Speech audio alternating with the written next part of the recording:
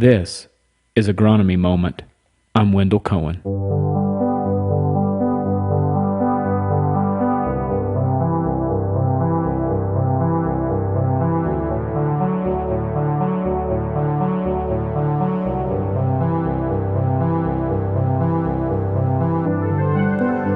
Welcome back, everybody, to Agronomy Moment. I don't remember the episode. I didn't look into it, but we've done 7 or 8, I think, this year.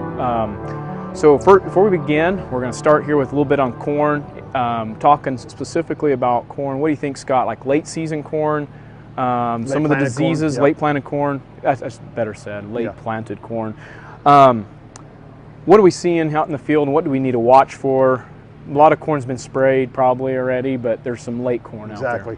I think one of the main things this year that we're trying to keep an eye on is southern rust. Southern rust has shown up. If you look at some of the maps that show distribution in Missouri, it's pretty well. I think if we had enough people in the fields, we could find southern rust in every county. And so one of the primary things I think we need to be worrying about is the late planted cornfields. You look at this plant here, and we have southern rust pustules at ear leaf and higher in the canopy already. So in this particular case, we have an ear here that's roughly R4. We're at dough stage on this corn. When was it planted, Wendell?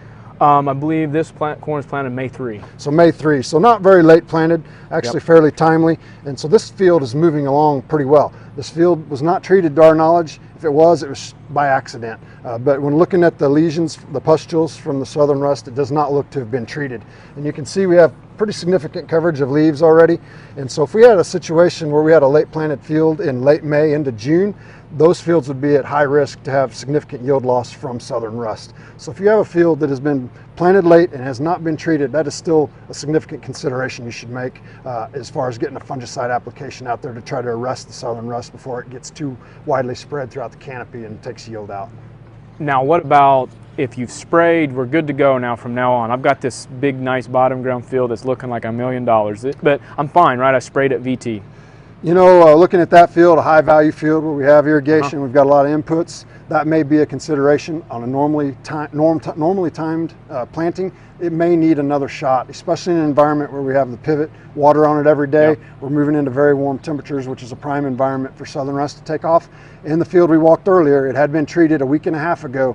We did find lesions, or excuse me, pustules that were actively pustulating and sending out spores. So in that case, again, we were just moving into R4, just early dough in that field. That may be a prime candidate to possibly be retreated if you feel the value of that crop is great enough to warrant that treatment.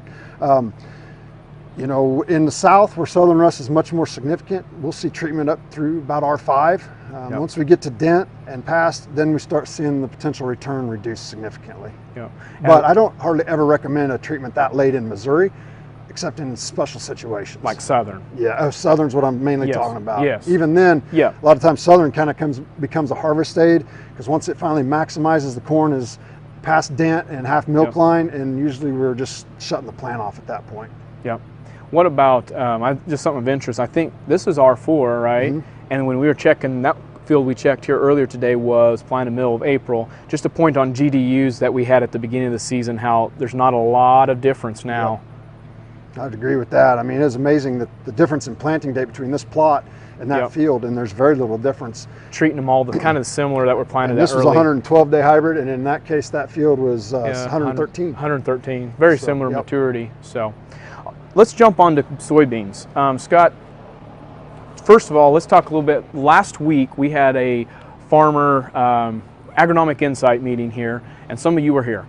Those that were, and actually, those of you were, we've seen a lot of difference in 1 week occur here on the soybeans since you've been here. We've closed the rows on the canopy out there with the 30-inch, and we've also got some more height out there. Point out just a few things you're seeing on our population differences. Like we saw last week, you know, the difference between a 70,000 planted population and a 200+ thousand population is significant. You can see significantly more branching.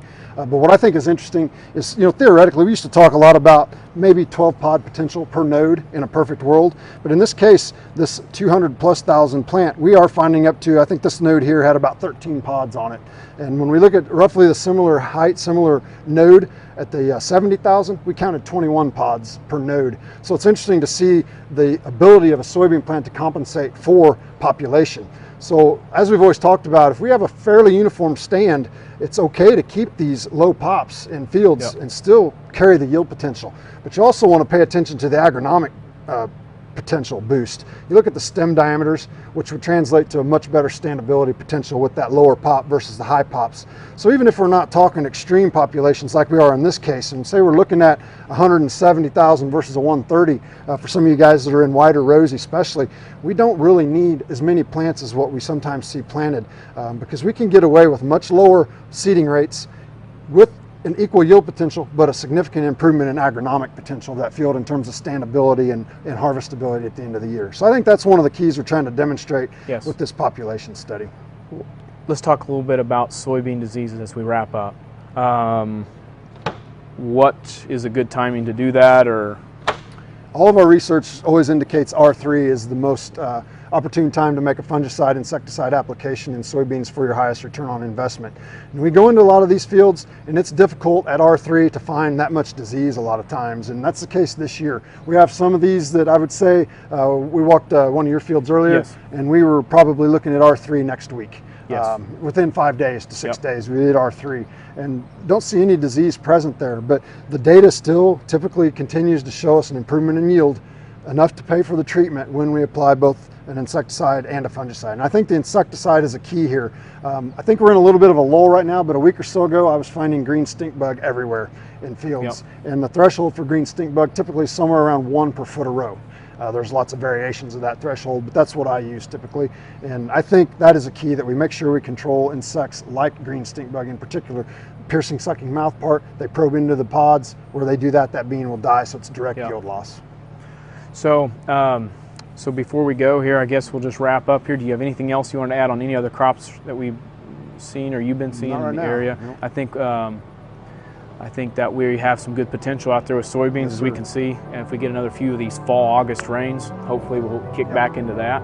Good height has happened with our sunshine. So thanks for watching Agronomy Moment. We will see you next time. If you need help with your operation, go to topagservices.com/signups to receive alerts. This is Agronomy Moment.